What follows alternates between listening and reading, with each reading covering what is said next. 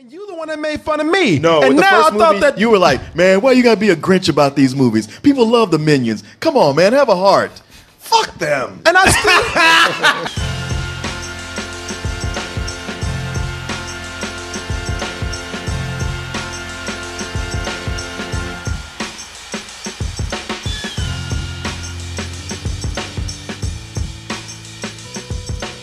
Let's start with Despicable Me 3. Yeah. You know, because y'all know Martin. If you ever follow these shows, those goddamn Minions and Despicable Me has been the bane of Martin's existence. And we actually had to force Martin almost to go see this movie. He tried to get out of it. But I said, Martin, you can't do that because everybody, they just want to see you suffer, man. And by everybody, you mean you. No, everybody loves to see you squirm and wiggle and get uncomfortable when these movies come out. Because, I mean, for one thing, it just makes for a good review. Because I'm the one that likes it. Martin doesn't. And we butt heads in it. And going to the third movie, I mean, could this be the one where I actually might see your point? Or will it drive a bigger wedge between us, Martin? I don't know. Because there's some things that are happening that people say, oh, you know what? It's different this time. I mean, third time, it's a whole different movie. You see, Gru, voiced by Steve Carell, the main character, you know, who was the villainous Gru in the first movie, he kind of got soft in that first movie when he got a family. Got 3 little girls in his life, and he finally figured out, you know, the reason why I was evil is because I had nothing going on in my life. I had no meaning. And now, Gru's, and you think that he's good now because of family? Well, he's going to be extra good because his family's about to get a little bigger. Turns out that he has a twin brother that he never knew about. My brother! Finally, I'm meeting you! Your discomfort is hilarious! Oh, and he's got hair, he's got money, he got He's a little bit taller. He's taller, he got everything that Gru don't, but wants. And that's the tension for me right there, Martin. I'm thinking, oh my God, you know, I can't stand to see families fight. I can't stand to see brother against brother. Are these little details, is some petty jealousy going to actually split these two together who have just met? Who have never seen each other this whole time? Martin, I went in thinking, man, this is going to be the best Despicable Me 3 ever. Did you? I did. And I said, man, because I always say, when you have a sequel, expand on the story. Sure. And that's what they're doing here. They're expanding not only on his family, but with the story that we have here. Oh, what is this mysterious past that Gru had? Just to jump right to it, not a big fan of good Gru. Don't really. I used to like Gru. I stuck with Gru through 2 movies, but now I got to say, Martin, I like him better when he was evil. That's what I've said from the very beginning. No, Martin, from the very beginning. See, that's the thing about the very beginning. That's what I said from the very beginning. It was Despicable Me, and yet it was like Hancock, where they just couldn't stick to the premise. It's like, no, we got to make him likable as soon as possible. It's like, well, okay. I didn't see that. Now, first of all, when they say evil, you want him murdering people and raping people and shit. You know, it's a kids movie still, so he can't be truly evil. He's a not very hidden ripoff of a Charles Addams character from the Addams Family. But see, the kids don't care about that. They don't know no goddamn Charlie Addams. All they know is they see this funny bald-headed man right here with these little yellow testicles running around, and they just want to see him do some funny things. So he can't be completely evil, and I got that. But the little bit of evil that he had, see, for the first movie, and Martin, you know what? I'll give you the second film where you say, okay, enough. Go back and do some dirty shit. But for the first movie, that was the hook. The evil guy who found a heart with these little girls and became a good person. That's inspired. You know, that's why they made the movie. What if you had a supervillain that decided to become a superhero? Now that he's a good guy, that hook is gone. The cleverness is gone. Without him being evil, he's just a pimp for this marketing and these toys. Because that's Gru at this point, he just wants, he don't want to do this shit. Gru don't want it. Gru's tired of this shit. They're making Gru do this because he has to. Because look at him. He's like, I'm tired of this motherfucker right here. But he has to do this because they still have to sell toys and they still got to sell that Pharrell soundtrack. And well, they made a movie without him. They could have just kept doing that. Because they can barely do that shit in this one. Let me pull back. Wait a minute now. You love these movies. What are you talking about? I'm telling you why I'm tired of it. Because now all they're doing is they really are just doing a movie out of an obligation. It's an hour-and-a-half commercial because it's not a movie, but they still have merchandise that they have to sell. And that's why these are still going. You know, there's little kids who just don't mind the same thing happening over and over again. Okay, I'll give you that. I'm not a little kid, so fuck me, right? But y'all could at least try it here.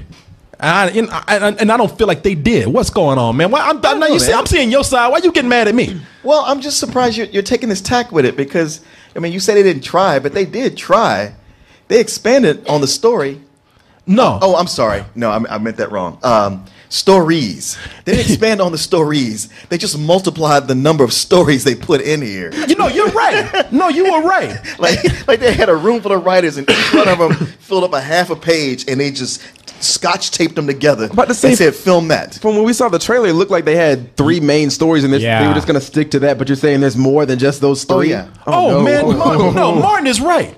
And the thing is, see, even when we agree, I got to disagree with you. They didn't try. They didn't try shit. They missed opportunities. Oh, yeah. Because that thing I'm talking about with Gru and that whole angle of him being a villain, they had a chance to bring the villain angle back into this. Sure they did. had a chance for him to fall off that good guy wagon. They had a chance for him to relapse, go out and do some murder, or blow up some shit just for a little while. And the way they had it was with his brother, Drew. So inspiring. Drew. I mean, yeah. I wonder how long they spent working on that name. Martin, let's not nitpick. Let's not get sidetracked by the little Wait shit. till Ford is going to be a crew. Oh no, you're right. Now that you said it, yeah. The cousin crew. Yeah, the Gru crew. Yep. Yeah, man. No. Let's not get sidetracked by the little shit because they had something to do here. When they introduced Gru, when we saw Drew in the trailer, we were all like, man, this might be something good because when they introduced him, Drew, we saw smooth Drew. Drew came in with his big ass mansion and his business and his fancy European suits and it was funny because he was so cool and had so much charisma. He even tried to have sex with Gru's wife right in front of him. You must be the beautiful wife. Oh, stop it. Sweet talker. Don't give a fuck that Gru was over there. And I thought, okay, I can see the friction here. The dude that Gru never was is over here about to take everything, whatever little he's got. But no, the reason why Somebody came and sprayed a bunch of Teflon on all that friction. Oh man. The reason why it's a wasted opportunity and the reason why it pisses me off because we got Homer Simpson syndrome going on here. Yep. Instead of smooth Drew that we saw, we get dumbass Drew, which means that you just have a character which had potential who was just there to get cheap laughs because he's stupid. He just does and says stupid things like Homer Simpson does. Hey, Father! What? I told you were supposed to stay with the boat. Oh, I didn't think you meant that literally. What other way could I have meant it? God damn you! But and it was funny because when we went to the movie, with that hair and that nose, and I think I said it when we talked about the trailer, and I'm not bullshitting. I thought Owen Wilson was doing the voice because you know what? I kept thinking that too. Did you? I knew it wasn't. I was like, this has to be Steve Carell, but maybe it could be Owen Wilson. But he looks like Owen Wilson. He acts like an Owen Wilson character, and he acts like Owen Wilson, like he's high all the time and doing dumb shit. Yeah. Oh wow. Oh wow. Hey, Gru, what's up, buddy? What's up, bro?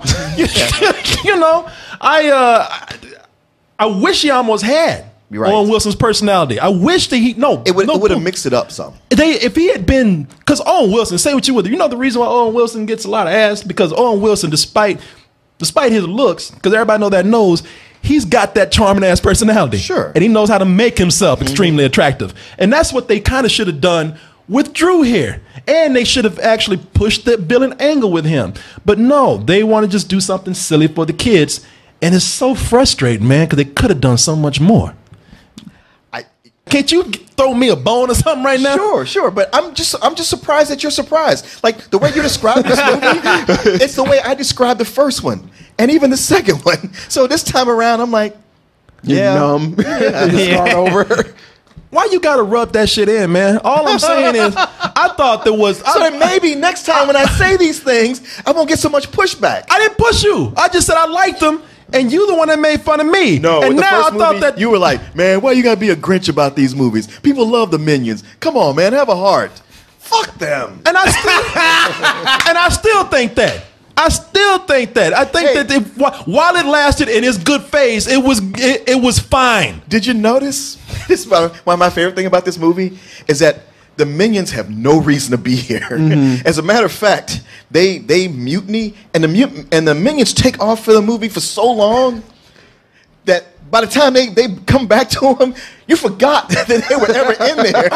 And they had this whole other subplot going on in the background somewhere. And every time they come back to it, you're like, guys, it's not working. You got nothing here with them. Just don't even try anymore. No, you know what? I can't. You got toys to sell, damn it. Yeah. Minion diapers. Yeah.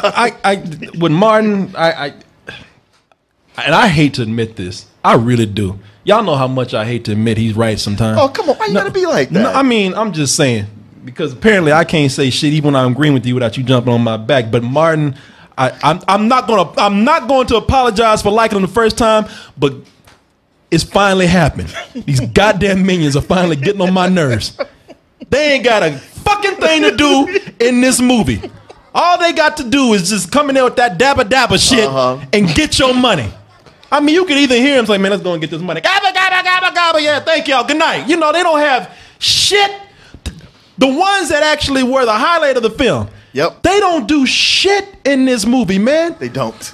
And the two that hang around, they're doing nothing. No. I mean, now look, Martin ain't gonna like it. There are moments when I do like the Minions. I mean, they throw so much random Minions shit in there, so many random jokes that you're probably gonna get a chuckle from one of them. I mean, they had the scene where they were in prison, and I actually laughed out loud from that because they end up being the hard ones in prison. Oh no! Run!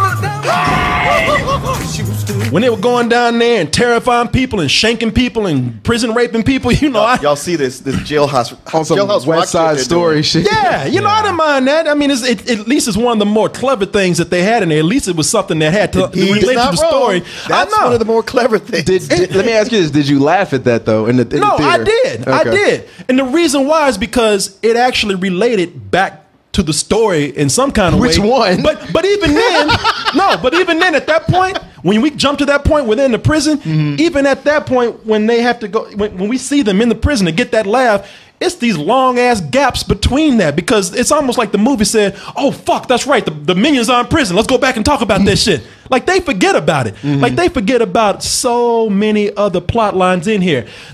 This is what frustrates me with this film. It's okay to have different things going on as long as they come back to one story. But once these characters break up, all these subplots, they actually forget that the other subplots are going on, and they don't connect to each other. They don't. In fact, they have subplots in here that they do just to give characters something to do. They have so many people that split up that they pretty much make the two youngest little girls orphans. Like they abandon them for a little while, and they say. And they say, oh yeah, we got to give them something to do too. And for some reason, I mean, you could tell they just did it because they needed these characters to have some business.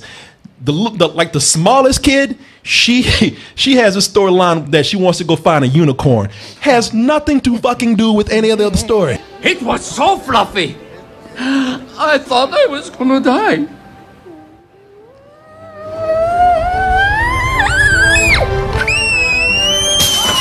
That's the funniest thing that you get out of that. And it's also, it must be noted that while they have this subplot going on with these two little girls, they got so much shit happening that middle child is like a middle child in real life. She gets totally ignored. Yeah. That she got no story. She's got no purpose. Yeah. Her existence does not matter in this movie here.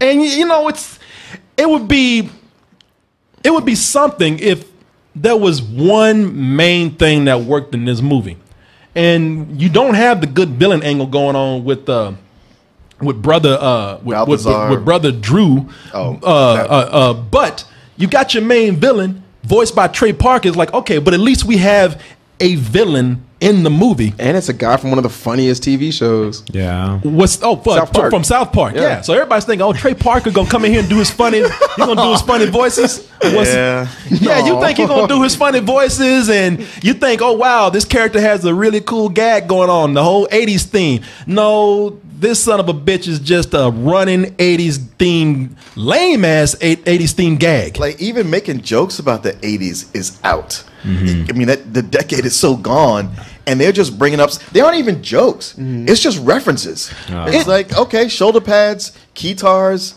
This music, that's music. Yeah, like at points they play a song like, you're like, yeah, it's a song from the '80s. Yeah. So all of this is like, let's see what other visual '80s memorabilia we can pull from this bag. Right? Oh, look, a Rubik's cube. Yeah, seen that shit over and over again. Hey, everybody, shoulder pads. Like shoulder pads ain't even funny. Yeah. Dancing like Michael Jackson constantly, man, all over the place, doing the Running Man. Yeah, and that was the one. I mean, what it really got to me is when they had to throw in a shamon and a dance fight.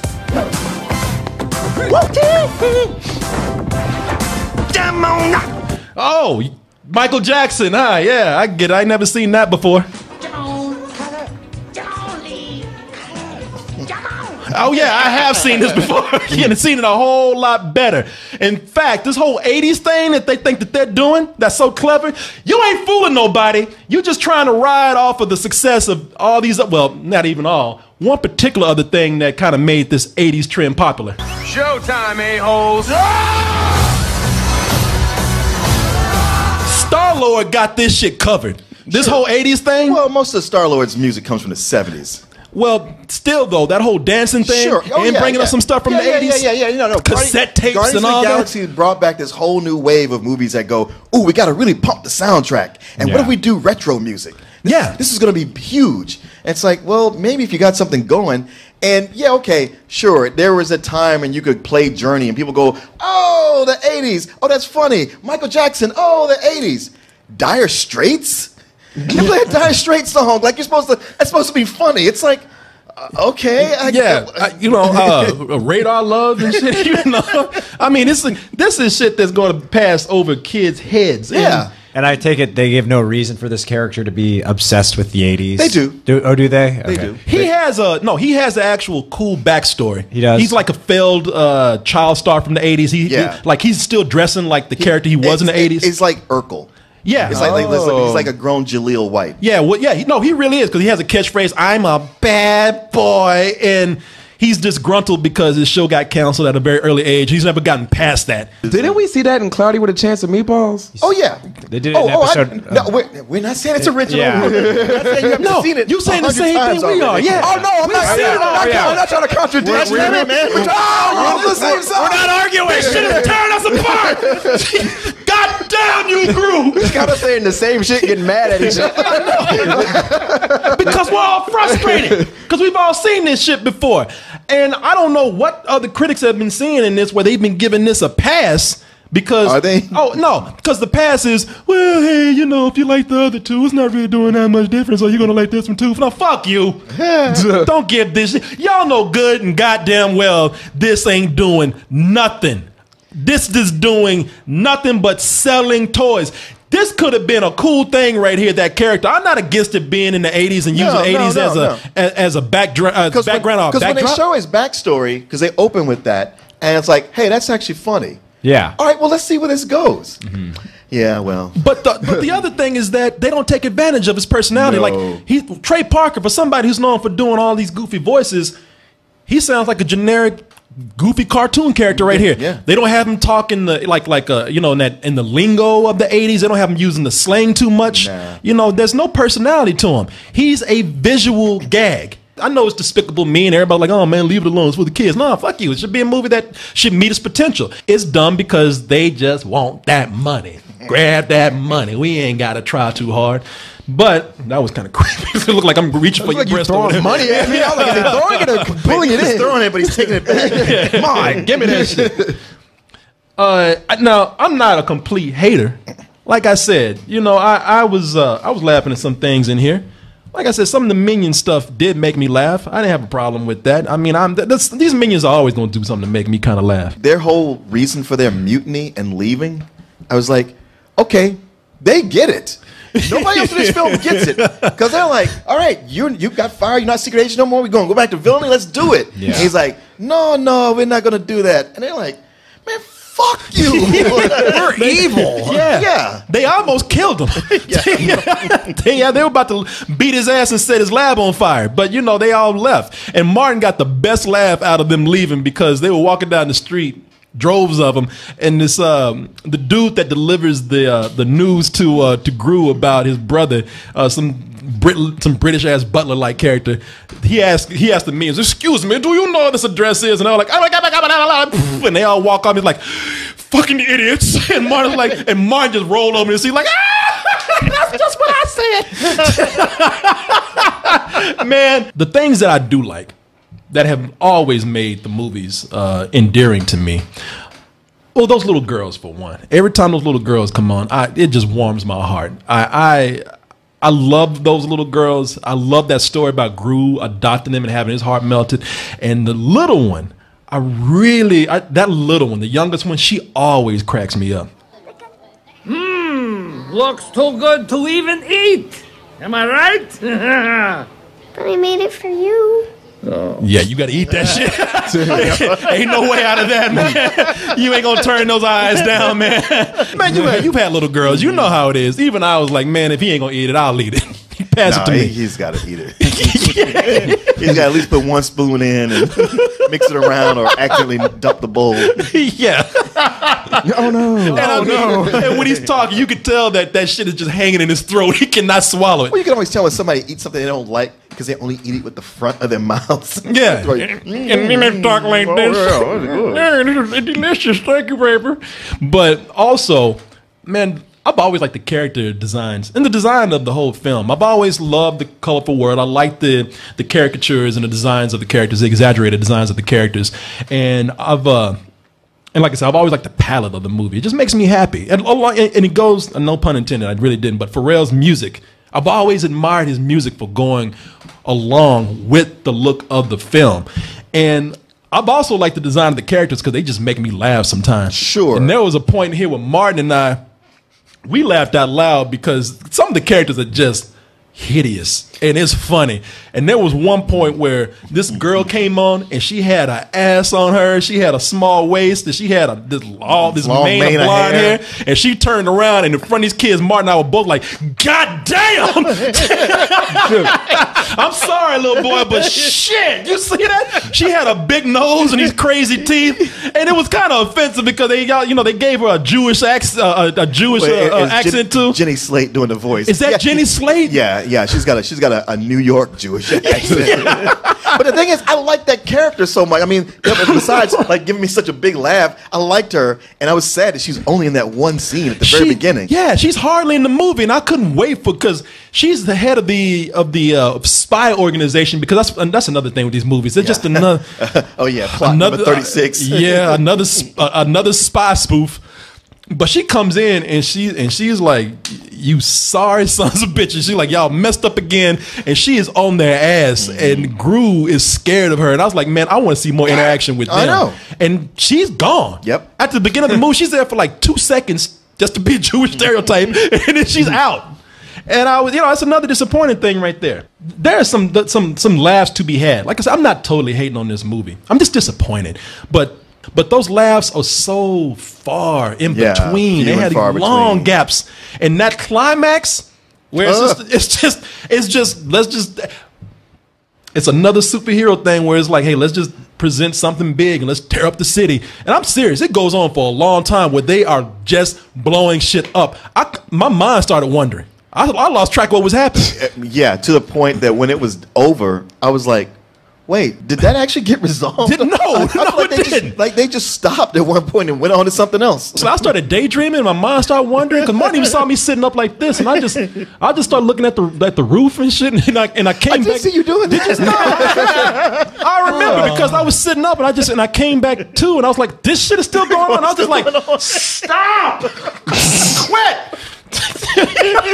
Something, did you notice how they were so like, okay, so Russell Brand is not back as the I guess the mad scientist sort of butler character. Oh yeah. And they put a big fuck you to him in this. Damn. I mean, it was just very much a, you know what, you didn't come back, and this is how much we don't need you here. Yeah, they froze that character. Are you serious? And if you look real close, like he's frozen like in a Han Solo state, carbonite. And if you look close on that carbonite statue, you can see engraved in there, "Fuck you, Russell." Yeah, I didn't even think about They that. just tossed him up in one line, like, oh yeah, he's frozen in carbonite. Anyway, back to the movie. Yeah, he in the back. Collecting dust. They didn't do shit with that again. He's gonna come back for Despicable Me 4 and be the villain. You think so? Yeah. Is it? For real? Why not? I would say maybe, but they got other plans, and that's the thing about that. They got other plans. Well, no, I can say, well, see, that's to make money. Well, that always. But the plan that they have, see, with the brother, and we're gonna wrap this up with the brother. They what it comes down to is that instead of really mining a good story between these two, like I said, this could have been a real complex temptation for Gru to come back into the villainous life. Sure. And they totally bypassed that. They could have had a chance to make, I know it sounds weird for a Despicable Me movie, but they had a chance to make him a character with some depth, some real complex problems. But it just ends up being like a TV movie where, hey, they become brothers or realize they're brothers, and then they have a fight, and then they make up, and then they go on to the next episode. But the way it ends, the relationship, it is a setup to where, all right, you know what? I'd be interested to see what you do with that, or if you're going to squander that too, because they set it up for something that could be promising. You know, the movie, if you're sticking with it this far, I don't see why you would not still be into it, and then you're going to enjoy it. I'm not going to tell you not to. You will enjoy it. I just see this as thinly veiled marketing, and it's hard for me to kind of let that slide. I mean, it's not a movie where they totally didn't care. There are some inspired moments in there, but not a whole lot, especially when it's such a disjointed film that it's, as you say, like 4 or 5 not very clever mini stories going on.